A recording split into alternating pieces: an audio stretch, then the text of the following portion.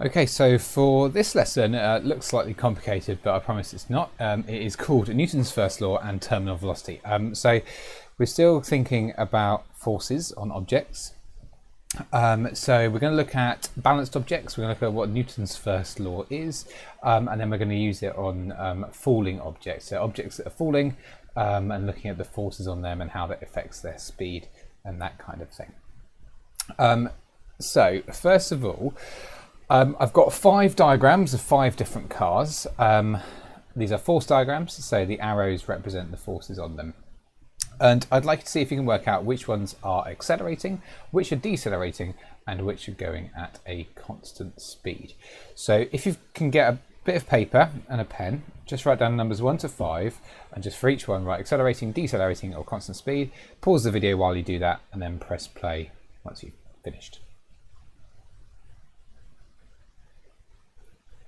Okay, so car number 1, we can see that the force going in this direction is larger than the force in this direction. Probably this force here in this direction will be coming from the motor, so it'll be thrust in this direction. The force in this direction will be friction or air resistance, probably. And because this force is larger than this one, that means the car will be accelerating in this direction, so it'll be accelerating forwards. For number 2, the force going backwards, the air resistance or the friction, is larger than this force, and that means that this car is decelerating, it is slowing down. For number 3, if you remember our work on forces right at the start of this unit, if you've got 2 forces acting in the same direction, they add together. So overall, the force in this direction is going to be larger than this force in that one, so this one is also decelerating. Number 4, this force is the same size as this force. So if the 2 forces are balanced, this car is going to be going at a constant speed. And then finally, number 5, although these 2 add up, if you add up those 2 together, they'll still be smaller than this force, so this car is accelerating. Why are we talking about that? Well, it's all about, this is called Newton's first law. Isaac Newton was a scientist, English scientist, and he's kind of the person who basically discovered gravity. And in 1867, so a long time ago, before that, I didn't really know, no one really knew about gravity, but then an apple fell on him apparently, and then he discovered it. And he came up with some laws of physics, and this is his first law. He said, if the resultant force acting on an object is 0, what that means, if we go back to our cars, we're looking at this example here.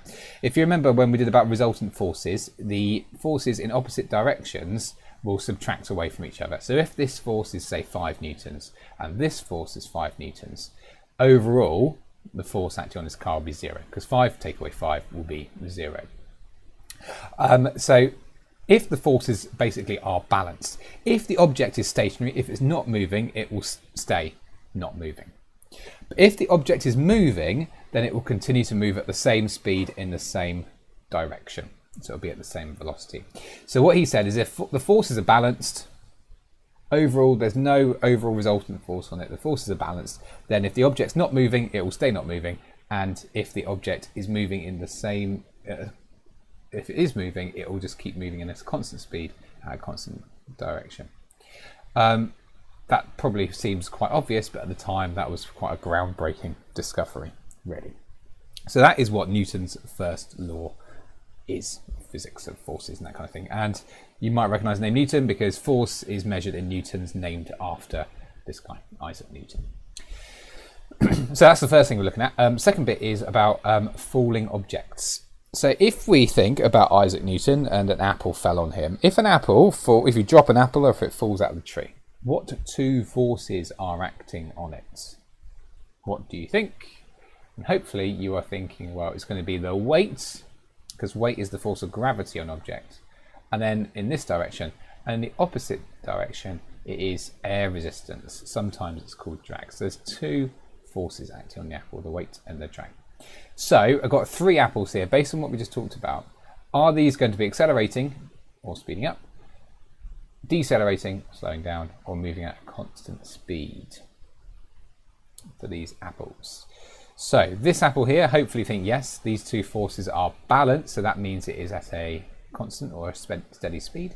This force, the weight, is larger than the air resistance. So this is going to be increasing its speed. It's going to be accelerating downwards. It's going to be getting faster as it falls. And this apple here, this one, the air resistance is larger than the weight. So this one's going to be decelerating. It is slowing down. And we can look at the effect of these different forces when we look at a skydiver, when they jump out of a plane. So if we think about a skydiver jumping out of a plane, there they are. The second they jump out of the plane, the only force acting on them is going to be the downward force of gravity. So we've got a gravity going downwards. This is the second they jump out. There's no air resistance because they're not moving through the air yet. So because gravity is the largest force, the skydiver will be accelerating downwards. Now, as you are moving through the air, the faster you're going, then the larger the air resistance. So if I just go back, you can see as they're accelerating downwards, they're going faster, the air resistance is now increasing. Gravity is always the same.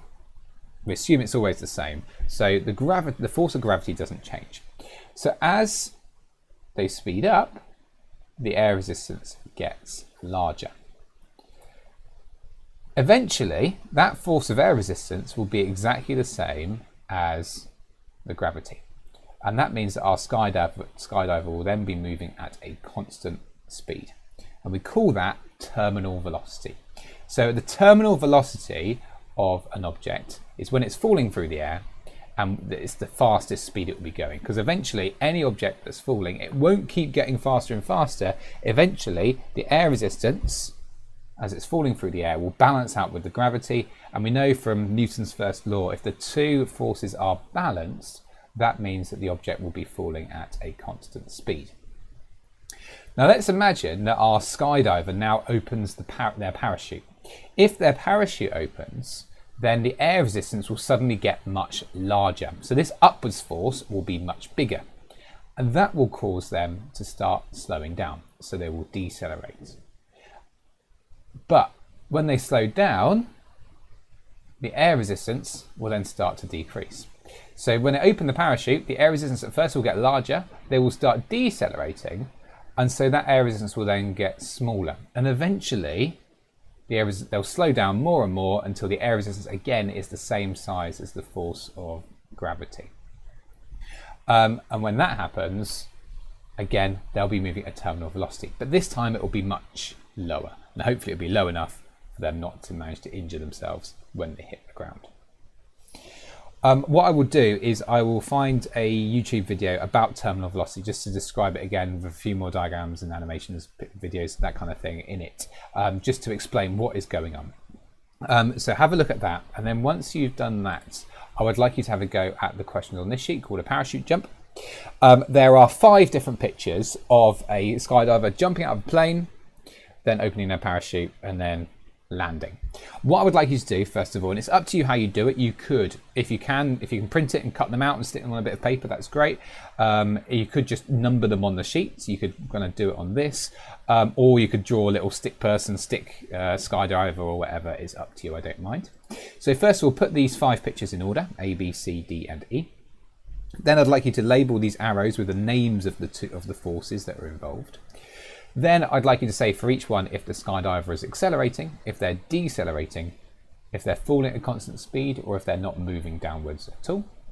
And then finally, and this is the important bit just to show if you understand it, I'd like you to write a paragraph to describe their motion after they jumped from the plane. So what is going on? You should be using the words gravity, air resistance, terminal velocity, balanced and unbalanced in your answer. So basically, once you put these in order, it's a description of what's going on. So you're talking about the sizes of the different forces. Are they accelerating as they increase in speed? The air resistance increases and that kind of thing. So watch through this video again, have a look at the PowerPoint if you're able to do that, and look at the YouTube video, the extra one that I put up as well. Once you've done that, if you can submit your work on Google Classroom as a photo or just upload your document, and I'll have a look at the work that you've done. As always, any questions, please ask me. Thank you.